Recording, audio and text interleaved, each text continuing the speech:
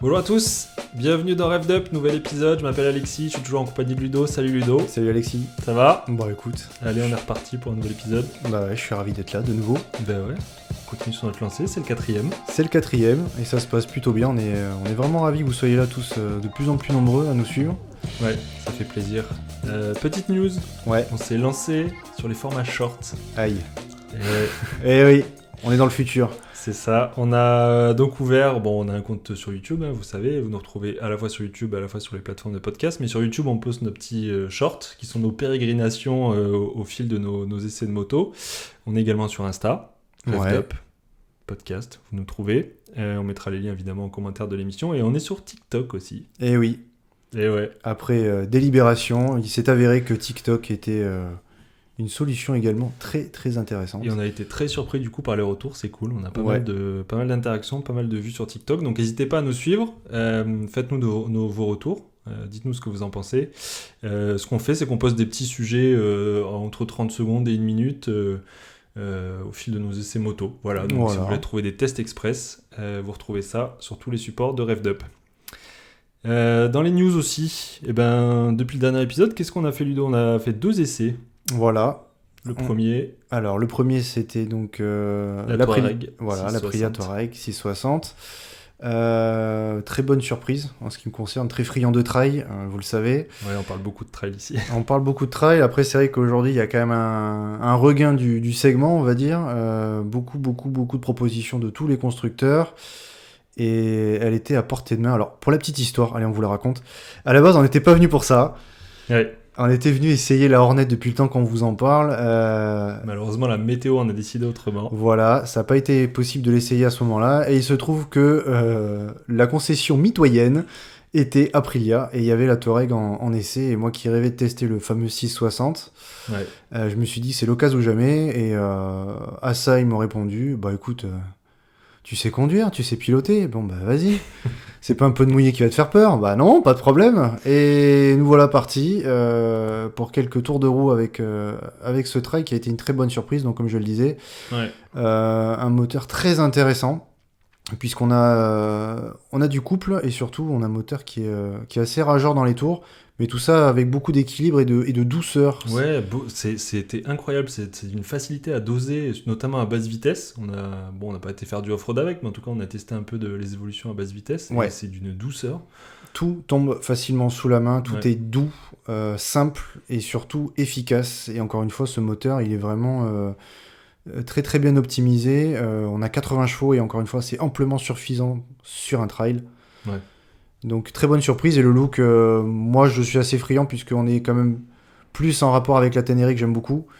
En Ouais, termes- c'est voilà. une certaine hauteur de selle, la garde au sol est pas dégueu non plus. Et l'aspect selle plate qui est un peu plus Ouais. orienté off-road. Et puis le matos dessus, c'est du tout bon, hein, que ce soit le freinage, Ouais. les suspensions. On a un très bon châssis, ça a été beaucoup dit dans tous les essais que vous avez pu voir sur YouTube et ailleurs. Ouais, et on confirme du coup. C'est pas une blague, effectivement, je confirme. Sur la route, comme sur le tout-terrain, comme on a pu le constater par d'autres essais notamment. Ouais. Je pense qu'avec des bons pneus type off-road, il y aurait moyen de pousser un peu plus le test. Là, elle était montée en Scorpion STR. Voilà, les Ouais. STR qu'on retrouve absolument partout, mais qui n'en sont pas moins des pneus mixtes, plus très Ouais. franchement orientés route. Très, très, très bon compromis, on va dire, pour les gens qui font beaucoup de route. Après, c'est vrai qu'en off-road, c'est pas non plus. Voilà, on a le dessin type tout-terrain, mais ça n'en est pas, et bon, c'est pas ce qu'on lui demande là dans l'immédiat.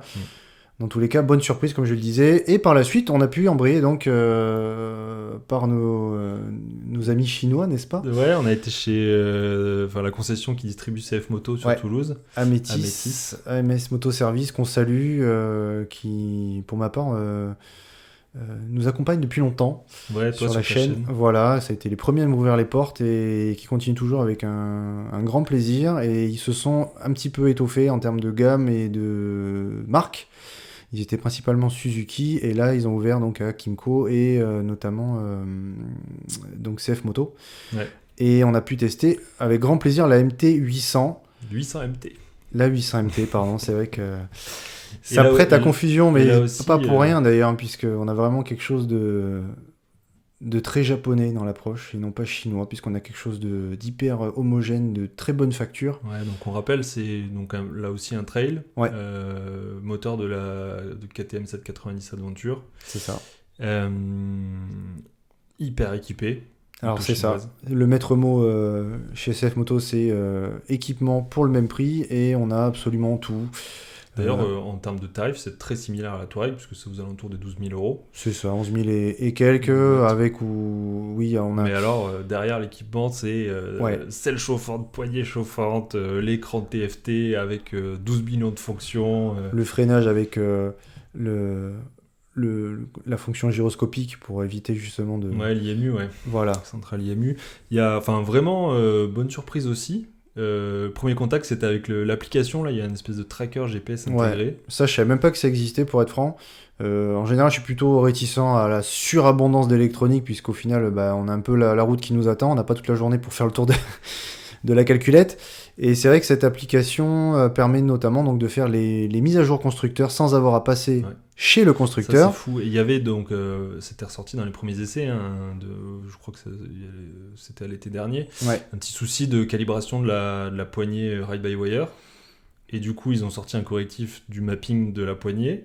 Et même pas besoin de passer en concession, c'est direct, l'application, bam, Et ça, basta, voilà. Et ça, c'est super. Franchement, encore une fois, pour le prix, l'équipement complet est vraiment pertinent et ça a l'air de qualité. En tout cas, on va suivre ça de près parce que ça commence à prendre de l'ampleur un petit peu, là. Ouais. Ces motos chinoises. C'était sympa. Voilà. Pour notre Si vous voulez petite, voir les images de ces deux essais, du coup, c'est dispo, comme on le disait tout à l'heure, sur nos shorts, que ce soit sur Instagram, sur YouTube ou sur TikTok. Yep. Et prochains essais prévus, bon, on verra comment ça se passe, mais... On a quelques idées, on vous en ouais. dit pas plus parce qu'on sera évidemment tributaire et de la météo et évidemment des rendez-vous possibles. Bon, Ouais. vous le savez, hein, pour essayer une moto, c'est pas très compliqué. Vous allez chez un concessionnaire, on vous laisse, moyennant un petit gris-gris sur un papier, la moto pour un quart d'heure, 20 minutes et plus si affinité. Donc on prend rendez-vous et en fonction de ce qu'on nous laisse, on se fera un plaisir de vous poster ça rapidement. Allez, on va passer aux news. Oui. Les news de cette semaine, ça c'est un truc que tu avais repéré toi, Ludo, c'est deux petits gars du Nord qui ont créé une application qui s'appelle Motobook. Oui. Alors Motobook, c'est quoi ? C'est une application qui permet de dématérialiser l'historique d'entretien de sa moto. C'est C'est-à-dire ça. qu'à chaque opération, que ce soit sur facture ou même qu'on fait soi-même, finalement on log ça dans un espèce de carnet d'entretien virtuel. C'est ça.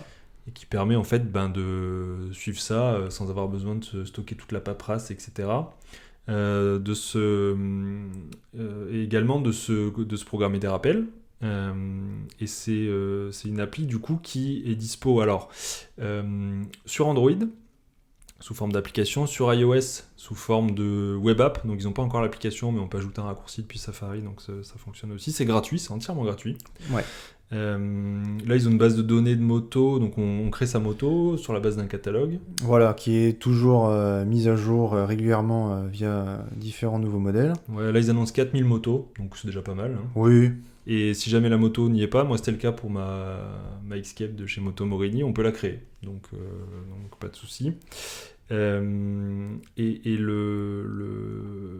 l'intérêt aussi de ce truc-là, c'est que le carnet d'entretien sera transférable si un jour tu revends ta moto. Et c'était ça l'idée initiale de ces deux jeunes là qui ont lancé cette appli, c'était de se dire qu'est-ce qui pourrait me garantir une certaine sérénité et en tant qu'acheteur et en tant que vendeur quand on passe d'une moto à l'autre, et c'est ce qui leur est arrivé. Ils ont eu la mauvaise surprise parfois de découvrir une moto qui n'a pas été entretenue ou tout du moins pas autant que ce qu'avait annoncé le vendeur. Et avec ça, on a quelque part le petit carnet de santé qui suit via la dématérialisation, et ça c'est plutôt une bonne idée. Ouais, c'est ça facilite beaucoup de choses, donc franchement bravo à eux.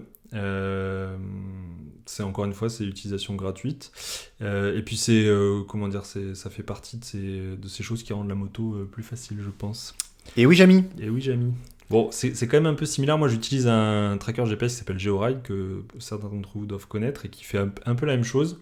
Bon, si ce n'est que du coup c'est un tracker, donc faut acheter le boîtier, puis en Voilà, plus il y a c'est un pas abonnement gratuit, payant, c'est la c'est pas gratuit. différence. Voilà. Néanmoins, c'est quand même ce qui est quand même cool, c'est que comme c'est un tracker, du coup il suit le kilométrage de la moto et il est capable de te faire des rappels en Ouais. temps et en heure. T'es pas obligé de le remplir à la mano. Voilà, c'est ça. Après, bon, on parle d'une appli gratuite. Celle-là est gratuite. Qui est toujours en développement d'ailleurs, donc je pense qu'elle évoluera et peut-être qu'un jour on aura le plaisir de les rencontrer, de les recevoir. Franchement, qui avec sait. plaisir, hein, parce qu'on suivra leur aventure avec attention. Je voyais tout à l'heure, je crois que juste avant qu'on enregistre l'émission, là, je voyais un post qu'ils ont mis sur Facebook, je crois qu'ils ont 10 000 utilisateurs. C'est pas mal, ouais. Franchement, bravo à eux. Et on leur souhaite bonne chance du coup, et puis plein de succès. Yep. News suivante, très rapidement, mais c'est vrai que ça nous a un peu interpellé aussi. Chiffre d'affaires record pour Ducati en 2022, qui dépasse le milliard d'euros de chiffre d'affaires. Donc c'est une première pour eux, hein, c'est vraiment un record. C'est en plus couplé avec une rentabilité qui apparemment est extrêmement bonne par rapport à plein de constructeurs sur le marché. Et c'est lié au fait que ils font que des motos plutôt de gamme, que des grosses cylindrées, il n'y a pas de 125, il n'y a pas de petites cylindrées, donc forcément c'est des produits qui dégagent une marge certaine, et qui du coup font d'eux un constructeur hyper rentable. Donc comme quoi le succès des marques haut de gamme, malgré l'arrivée de toutes les motos chinoises à super rapport qualité-prix, le succès des marques haut de gamme se dément pas non plus. Et c'est pour ça qu'on tenait à en parler, parce que c'est vrai que nous on défend beaucoup ces nouvelles marques qui arrivent entre guillemets à rapport qualité-prix, parce qu'effectivement on est pleinement dans la cible, mais il faut pas oublier que tout comme dans l'automobile, et dans d'autres secteurs d'ailleurs, il y a le low cost qui marche beaucoup et le très haut de gamme également, et que malheureusement c'est souvent le milieu de gamme qui pêche, parce que justement ayant le cul entre deux chaises comme on dit, parfois ils en font les frais et n'arrivent pas à tenir. Donc Ducati, quoi qu'on en dise, malgré les légendes, ça fonctionne bien et au sens propre comme au figuré, hein. Ouais, tout à fait. Et c'est une tendance qui devrait pas s'arrêter tout de suite, puisque du coup on voit les augmentations de prix qu'il y a eu en 2022 là, en 2023 pardon, avec des plus 400, 500 jusqu'à des plus de 1000 euros d'augmentation sur leur modèle, donc ça devrait a priori continuer. Yep. News de chez KTM qu'on avait raté au mois de janvier. Alors là c'est plutôt l'anecdote, hein, parce que du coup c'est cocasse, non? C'est plutôt cocasse. KTM qui pour sa Super Duke R du coup commercialise un kit avec une ligne racing, du coup homologué uniquement sur circuit, évidemment disponible en vente libre, hein, donc il y a plein de gens qui se font un plaisir de monter ça et puis d'aller faire un peu de barouf sur les routes ouvertes et notamment en ville. Alors attention, on n'est pas sur des tarifs à crapaud wish, bien sûr. Tout à fait, là c'est 2700 €, hein, je crois la ligne. Alors la promesse c'est moins 6,4 kg sur la balance, ce qui n'est pas négligeable. Plus 5 chevaux. Pour un 12,90, c'est pas non plus. Oui, c'est pas l'envolée. qui est pas avare en puissance, mais qui est une moto quand même assez légère, donc rapporté au poids, c'est quand même pas négligeable. Et ce qui se passe, c'est que cette ligne d'échappement, elle arrive avec sa cartographie qui du coup modifie un peu la gestion moteur pour du coup être exploité au maximum cette pièce optimisée. Parce que oui, la Somblanda ne fait pas tout. Moi j'étais persuadé qu'elle serait là pour compenser, mais non, vous changez une ligne, il faut revoir la carto pour la gestion de l'alimentation. Yes. Et en tout cas, ce qu'ils font et là, c'est le drame. Pour être sûr que les gens l'utilisent pas sur la route, c'est que la carto, quand elle arrive, elle ne peut être activée que si les 4 clignotants sont débranchés. Donc c'est au choix, soit la ligne, soit les clignotants. Et donc voilà, c'est une tentative pour essayer de limiter son utilisation sur route ouverte. Pas persuadé que ça dissuade les plus aficionados, on va dire, des motos full barouf, d'autant qu'en plus ça a déjà été contourné assez facilement a priori. Il y a eu déjà des petites manipulations de la carto qui permettent de réactiver les clignotants. J'ai la petite anecdote qui va bien en rapport avec ça. Dans mon entourage, quelqu'un qui est équipé de la toute dernière RC 390 a acheté donc le dernier Accra qui va bien. S'est aperçu que la chicane n'était pas si facilement enlevable, n'est-ce pas? Et il s'avère que pour l'enlever, il a dû dessertir toute la cartouche pour faire sauter les points de soudure. Donc non seulement ça lui a coûté 3 forêts, mais surtout il a bien flippé pour essayer de garder au maximum l'intégrité du carbone. Ouais. Au prix du silencieux, c'est vrai que c'est un peu flippant, mais encore une fois, comme tu l'as dit, il faut quand même pas oublier que c'est normalement pas fait pour la route. Pas fait pour la route, et puis C'est voilà, pas bien. encore une fois, on en appelle au sens motard et au respect de chacun, et effectivement, quand ça peut s'entendre sur des routes un peu isolées, mais c'est vrai que des fois en ville, c'est un peu pénible. Donc, bon. Et gneu, et Voilà. Un petit hommage. Oui, Disparition dans le monde de la moto cette semaine. Frédéric Fourgeot, qui était le patron de la CIMA. mais alors Jamy, mais qu'est-ce que la CIMA?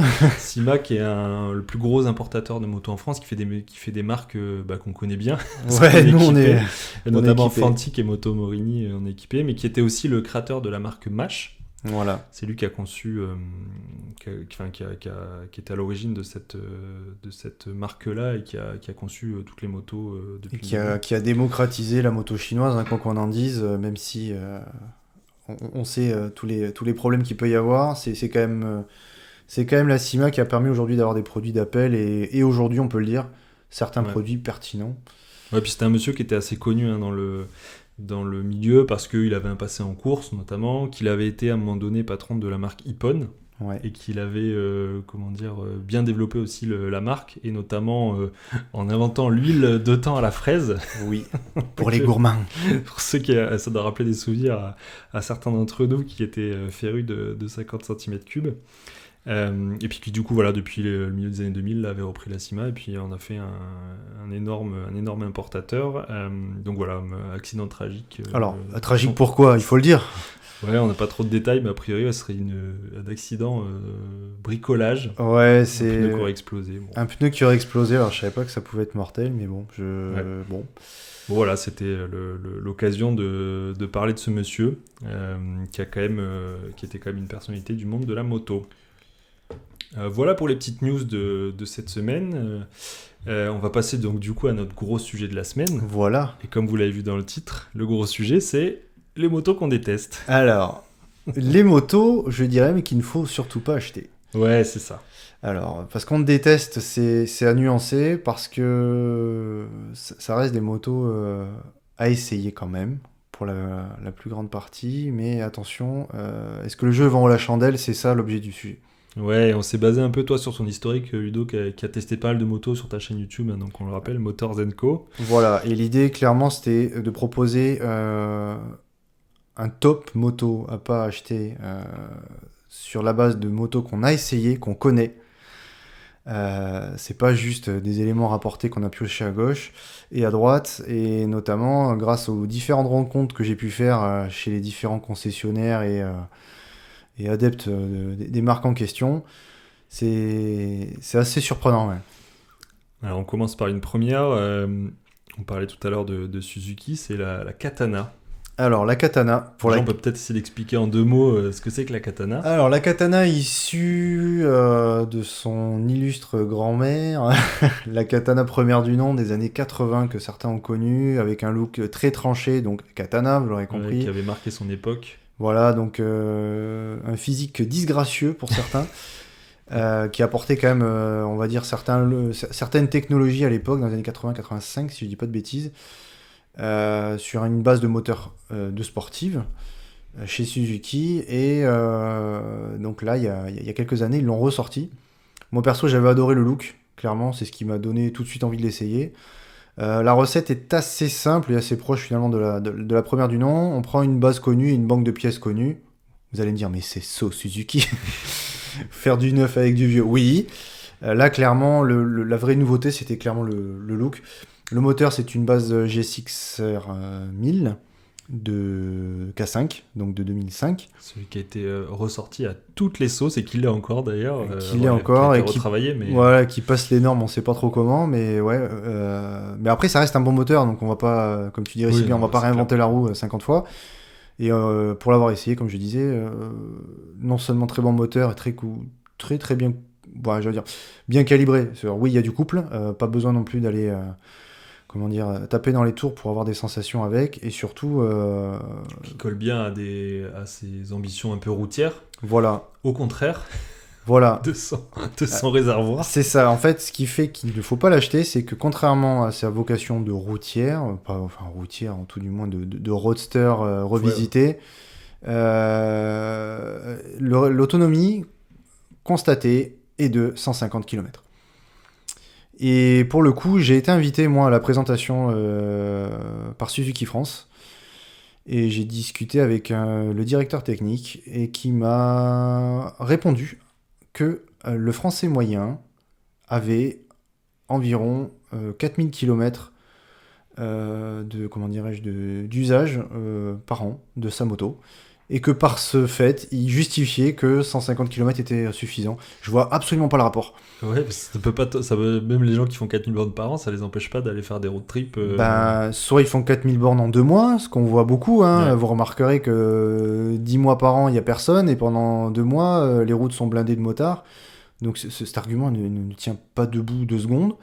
Et la moindre balade, qui par définition est une boucle, on peut difficilement aller en dessous de 200 km dans tous les cas. Donc j'ai vraiment pas compris. Alors évidemment, la justification est clairement en termes de style. Pour aller avec le côté tranché de la moto, il fallait vraiment aller couper dans les rondeurs du réservoir. Et ce qui fait qu'on a un réservoir d'une douzaine de litres, si je me souviens bien, à l'époque. Et on rappelle que c'est un moteur de 2005 qui consomme un minimum, hein, on va pas se mentir. Ouais, puis cylindré, donc, Ouais, je de souvenir entre 7 et 8 litres, si on tape un peu dedans, sur une balade, je sais pas comment on peut arriver à tenir le coup sans s'arrêter régulièrement. Donc non, je suis désolé, ils se sont plantés. C'est un non. C'est un non. J'ai adoré la moto, je l'ai trouvé très sympa, mais je l'achèterai pas. Ok. Eh ben allez, on lui met le saut de pas recommandé par FDUP. Nope. Une autre moto un peu dans le même du même tonneau, j'ai envie de dire. Voilà. En tout cas en termes d'esprit. Encore un ovni, mais. La Corsaro ZZ de chez Moto Morini. Voilà, une vraie italienne. Là, on parle pas des Morini actuelles qui sont, on va dire, sino-italiennes. Là, on parle d'une pure italienne et avec les inconvénients qui vont avec, c'est-à-dire de la petite production, une toute petite structure et surtout des délais en termes de prise en charge SAV et de suivi qui sont non seulement déraisonnables, mais vraiment éliminatoires, on va dire, en termes d'achat, parce que c'est une moto qui est pas donnée. Celle que j'ai essayée, c'est la Corsaro, la ZZ, donc la plus haut de gamme, entre guillemets, avec une tête d'araignée, un petit peu, avec ses 2 optiques, beaucoup de carbone de partout, plein de pièces de haute qualité. On a du freinage Brembo, on a du M40 dessus, c'est quand même du bon matériel. On a un 1200 qui est absolument génial. Moteur Corsa Corta, de son petit nom. Donc course courte, voilà. Vous l'aurez compris. Très très très très très violent, parce que pas du tout dosé à la poignée. Là, je crois savoir que c'était un des débuts du ride-by-wire, et clairement pas du tout dosé, donc on a l'impression d'être sur un cheval fou. On caresse la poignée, l'avant qui saute et tout. Enfin, c'est vraiment. Par contre, la partie cycle super, les sensations géniales, le bruit vraiment envoûtant. Par contre, j'ai discuté avec le concessionnaire et clairement, il m'a dit qu'il allait arrêter la marque à ce moment-là. Donc, je vous dis ça il y a 2-3 ans. Parce que plein de problèmes avec le constructeur qui répondait pas assez rapidement pour les suivis SAV et pour la formation de ces gars sur la moto, sur la mécanique de la moto. Donc moi j'achète pas une moto pour avoir des emmerdes derrière ou me dire peut-être qu'ils s'en occuperont un jour. Ça, c'est pas possible, et Dieu sait que ça arrive encore aujourd'hui. Donc non, Corsaro ZZ, Elle prend le tampon aussi. elle prend le tampon. Pas recommandé. Vraiment fun à essayer, je vous invite vraiment à la tester, mais à acheter, j'ai envie de vous dire, la décote ira avec. Donc avis aux joueurs. Ouais. Pour l'essayer, encore faut-il en trouver, parce que du coup, production assez limitée. Oh, on en trouve un petit peu d'occasion, et puis il n'y a pas que la ZZ, la Corsaro tout court existe avec le phare rond, donc moi je la trouve un peu moins extravagante, un peu moins exclusive en termes de look. On aime, on n'aime pas. Hein. Clairement, la finition est vraiment douteuse. Hein. On a comme toutes les italiennes, du très beau et du très mauvais, avec des câblages apparents, des ajustements douteux. Puis vous allez retrouver je vous dis, des pièces de très haute qualité à côté. Bon, vous pourrez prendre une Corsaro classique, vous en trouverez plus facilement, plus abordable. Mais bon, trouvez le bon concessionnaire et croisez les doigts. Ou pas. Ou pas. On part maintenant chez les Anglaises. Ouais, chez Triumph. Et il me semble qu'on en avait dit un mot dans l'épisode précédent, la T595. T595, encore une fois, moto essayée sur ma chaîne, donc Motors & Co. Dans la rubrique moto des abonnés, on avait reçu un témoignage de l'abonné à la clé sur la partie fiabilité. Voilà, notamment. qui l'avait depuis plus de 10 ans, donc vraiment un témoignage pertinent, puisque non seulement première main, mais surtout le monsieur bricoleur, c'est-à-dire qu'il a fait un maximum de choses dessus, il a réparé le plus possible de son côté, et il a eu au moins 2 casses moteurs, et sans parler des nombreux des nombreux bricolages qu'il a pu faire dessus, et surtout des mises à l'arrêt, quoi. Mais par contre, pour rien au monde, il l'aurait revendu, et il a toujours un plaisir immense à l'essayer, et je me souviens avoir été vraiment marqué par cette moto, parce que peut-être qu'on peut là aussi en redire 2 mots, hein. C'était l'ancêtre finalement de la 955i, la première vraie Triumph fiable, enfin en tout cas le premier moteur vraiment fiable de chez Triumph, qu'on avait retrouvé donc sur la Triple, donc des années 2005 environ. Là non, c'était avant, là c'est les années 90-95. 95, ouais. Donc forme très typée Vauxhall à l'époque, et les SV premiers du nom pour ceux à qui ça peut parler.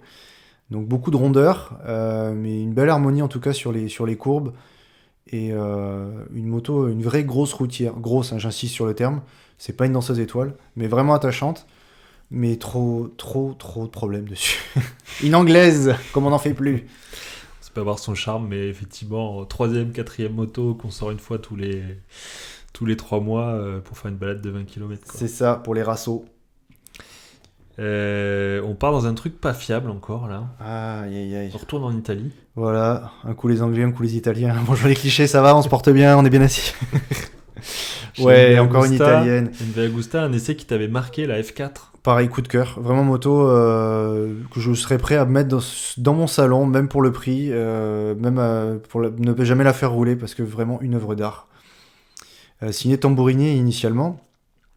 Là, j'avais signé donc une version de 2013, donc les dernières restylées avant arrêt, puisqu'ils ont arrêté cette moto. Et honnêtement, le commercial, quand je suis venu l'essayer, m'a fait une proposition que j'ai failli accepter. J'ai compris pourquoi il m'a fait cette proposition, parce qu'il n'arrivait vraiment pas à la revendre. Et pourquoi il n'arrivait pas à la revendre, Jamy? C'est donc, tu vas nous le dire, Ludo? Et oui, je vais vous le dire.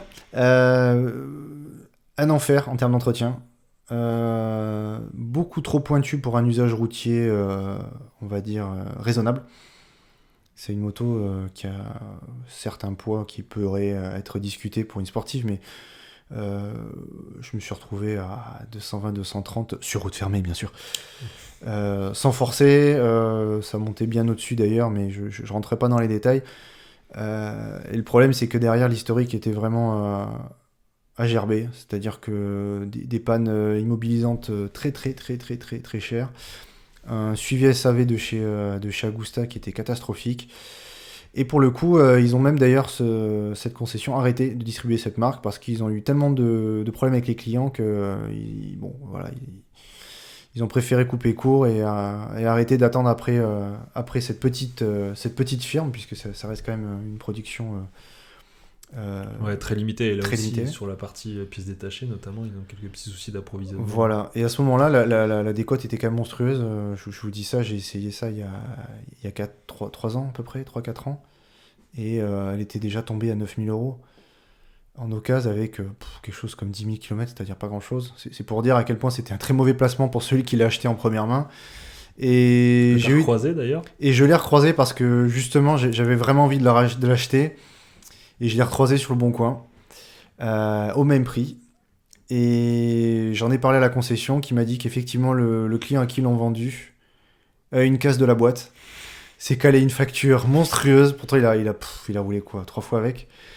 Et il s'en est mis pour un bras derrière, alors qu'il avait déjà acheté pas cher en soi par rapport au prix neuf. Hein. On était à plus de 21 22 000 euros de souvenirs. Sur une version classique, pas la R ni la RR. Donc clairement, un cauchemar. Donc écoutez, faites-vous plaisir. Si vous avez les moyens, vous avez quand même une belle œuvre d'art. Est-ce qu'on sait d'ailleurs si sur les productions plus récentes de chez MV Agusta, les problèmes de fiabilité sont... Parce que tu vois, on parlait beaucoup des motos italiennes justement d'il y a 15, 20, 30 ans, qui étaient en effet pas des modèles de fiabilité. Là, on sait que toutes les productions d'il y a moins de 10 ans, on va dire, chez Ducati y compris, sont plutôt bien améliorées en termes de fiabilité. Alors là-dessus, je me risquerai pas à répondre parce que c'est vrai que suite à l'annonce de l'arrêt avec cette marque, enfin l'arrêt de la collaboration du concessionnaire avec cette marque, j'ai plus pu essayer. Ouais, c'est quand même des motos assez exclusives, notamment chez MV Agusta. Alors elles sont exclusives, il y a pas beaucoup de points de distribution, en tout cas à ce moment-là il n'y en avait pas beaucoup, et le seul qui avait a décidé d'arrêter la marque. Donc clairement ça a été la dernière que j'ai pu tester. Là maintenant par chez nous, il y a une concession qui vient d'ouvrir à Toulouse. Ouais, il y a une concession qui vient d'ouvrir. J'ai entendu beaucoup de bien de leur 3 cylindres là, le 800, qu'on retrouve sur la Super Veloce notamment, la F3. Je t'ai déjà vu baver devant cette œuvre d'art, encore une fois, voilà, la moto, ça reste aussi une émotion, et je conçois pas l'achat d'une moto pour, de l'utilitaire. Les Twingo sont là pour ça. Ouais. Bon, en tout cas, on espère qu'on aura l'occasion, un de ces quatre, éventuellement, de vérifier poser nos fesses dessus. Mais c'est si vrai que la légende est toujours bien ancrée ou pas, et si elles sont enfin fiabilisées. Bon, j'imagine que ceux qui nous écoutent se feront un plaisir de nous donner leur ressenti. Ouais, n'hésitez pas si vous connaissez un peu mieux les motos modernes de ces gammes-là. N'hésitez pas à dire en commentaire, du coup, votre retour d'expérience. Et si on restait... Non, je rigole. Non, on part en Chine cette fois. Enfin, en presque. France, en Chine, on sait pas trop. Ouais, enfin si, on sait. On en a parlé la semaine dernière, il y a 15 jours. Et l'émission d'avant encore, il y a moto chinoise et moto chinoise. Donc on va parler de MASH. La gamme MASH. Et là, je vais même pas me prendre la tête à essayer d'en choisir une. Encore une fois, j'ai pu en essayer beaucoup sur ma chaîne, donc Motors & Co. J'étais un des rares à avoir essayé les MASH parce qu'elles étaient tellement décriées que personne n'osait poser ça sur sa chaîne. Moi, je me suis dit qu'après tout, on peut donner son avis que si on a essayé. Donc j'ai essayé et je vous confirme que c'est absolument merdique. J'ai eu des pannes sur tous mes essais. Donc c'est quand même la loose sur une moto d'essai d'avoir des pannes. Donc c'est des motos qui ont très peu roulé. Des motos qui d'ailleurs, vous le savez, quand vous essayez une moto en concession, elles sont souvent entreposées devant la concession, donc exposées aux intempéries pour peu qu'il y en ait, et je peux vous dire que la rouille est plutôt l'ami de chez MASH. Alors certains se sont pressés de me dire, mais non, pas du tout, la mienne ne rouille pas. En tout cas, celles que j'ai pu avoir et celles que j'ai pu observer à l'extérieur, elles ont pris un sacré coup, et surtout beaucoup de cas sur des pièces, des pompes à essence, des allumages qui foiraient, des vis qui sautaient avec les vibrations, des ajustements douteux, même à bas prix, c'est pas possible. Ouais, faut dire que le pari de MASH au début, c'était en gros de faire des motos. Alors ils ont commencé avec des toutes petites cylindrées, notamment des 125. C'était des motos en gros à 2000 et quelques euros, quoi. On était un peu dans ces eaux-là avec des bases éprouvées. Et puis des apparences assez flatteuses. Ouais, sur vraiment dans ce côté néoclassique, voilà. Néoclassique. Et le problème, c'est ça, c'est que on a une moto qui est pas chère, mais qui pour autant n'est pas fiable, alors que il se vend de proposer de la moto éprouvée, puisque ce sont des bases moteurs éprouvées, mais ce ne sont jamais que des brevets. Donc quand on dit moto chinoise, là pour le coup, ça prend son sens, même si MASH est français, parce que les bureaux d'études sont en France, mais toute la chaîne de fabrication et les matières transitent avant tout. Ouais, c'est de la production chinoise. C'est vrai que le cahier des charges est fait en France, mais du coup... Mais c'est tout, ça en fait pas pour autant une moto française, et loin de là. Donc même avec les années qui sont passées, j'ai repris des nouvelles à travers différents concessionnaires que je ne citerai pas, et qui eux-mêmes commencent à lâcher l'affaire. et à se concentrer notamment sur CF Moto, Vosges et les autres. Bah, c'est vrai que cette marque-là, elle souffre la concurrence des nouvelles marques chinoises qui arrivent, qui, elles, pour le coup... Mis sur la nouveauté et sur la technologie. Ouais. Alors que Mash, ils vendent vraiment la moto d'antan avec la technologie d'antan. Bon, c'est sympa, c'est comment faire du neuf avec du vieux. Mais si le vieux n'est même pas fiabilisé, bah, à un moment donné, il faut pas être débile, quoi. Ouais. C'est ça. Bon. Mash. Mash, Coup si de tu nous tampon. regardes, nous, on te regarde plus. Allez, bah, on passe d'une gamme pas technologique à quelque chose de ultra technologique, justement. Trop peut-être. Peut-être. Peut-être. Avec le trail de chez Zero. Les États-Unis des USA. Ouais. Donc Zero, marque de moto électrique très connue. C'est un peu le Tesla de la moto, on va dire. On est en Californie, hein. Ouais, voilà. Zero qui, du coup, l'année dernière, nous a sorti un trail. Que Ouais. toi, t'as pu essayer, Ludo, aussi. Voilà, bah, vu l'engouement qu'il y avait sur l'essai des motos électriques, et pourtant Dieu sait qu'il y a eu des commentaires parfois un peu limites, Sujet un petit peu clivant. sujet clivant, mais ouais, à juste titre, hein, là, encore une fois, moi, ce que j'ai précisé en intro de tous mes essais, c'est je suis pas là pour dire c'est l'écologie avant tout, c'est un choix pertinent pour nous et pour le futur. Non, en gros, est-ce que l'électrique c'est fun ou pas? C'était vraiment l'axe. Bah là, techniquement, ce qu'il en ressort, c'est que oui, c'est sympa en termes de rapport couple et puissance, Ouais, ce qui est le propre de l'électrique. Hein. ce qui est propre de l'électrique, mais passer la surprise de l'essai, c'est-à-dire que quand on ne connaît pas, waouh, on en prend plein la gueule. Mais finalement, toi qui d'ailleurs roule en Tesla, t'en conviendras, bon, t'as accéléré 3-4 fois avec, et puis bon, bah, tu passes pas ta vie collé au siège. Ouais, puis sur les motos, il y a encore un problème qui est différent des voitures, c'est que vraiment l'autonomie est pas du tout à la hauteur de C'est ça. des usages. Encore une fois, c'est la Katana puissance 10, hein, parce que là on est vraiment une autonomie très très limitée, et en plus de ça, des vitesses de recharge qui sont assez lentes, puisqu'il faut 1-2 heures au mieux pour Si tu as pris, bien sûr, le l'option. super chargeur en option, parce qu'il faut pas déconner, hein, parce que tout équipé, on arrive à peu près à 30 000 balles, hein, pour revenir sur celle qui nous intéresse aujourd'hui, donc la DSR X, donc le trail routier de chez Zero. Tout équipé, ouais, vous pourrez voir l'essai sur ma chaîne, c'est ouais, à peu près 30 000 euros. Ouais, qui dit trail routier dit Ouais. balade au long cours. Pour ne faire que entre 150 et grand max 200, mais en roulant vraiment, mais piano, en Ouais, mode ultra éco, ce qui n'a pas de sens. Je veux dire, moi, je suis pas là en train de calculer le moindre, comment dire, le moindre petit coup d'énervement sur la poignée. Non, j'ai envie de rouler, j'ai envie d'accélérer quand j'ai envie. Et on a même réussi à la monter en surchauffe, hein, la moto. On a eu un petit voyant qui s'est affiché, surchauffe moteur. Et t'es là, putain, on a juste fait un essai, quoi. C'est-à-dire, on n'a pas fait non plus des tonnes de kilomètres. Ouais, puis encore une fois, une autonomie limitée, ça peut se compenser, on va dire, par le fait que sur une moto thermique, bah, tu fais le plein en moins de 5 minutes, donc tu repars aussi sec. Sur une moto électrique, quand il faut que tu t'arrêtes à la station pendant 1 heure, la balade, Bah, là, elle finit par durer un peu longtemps, quoi. pour le coup, ce qui moi j'ai trouvé intéressant et ce qui m'a donné envie de l'essayer, c'est qu'ils vendaient un trail. C'est le routier, certes routier, mais un trail.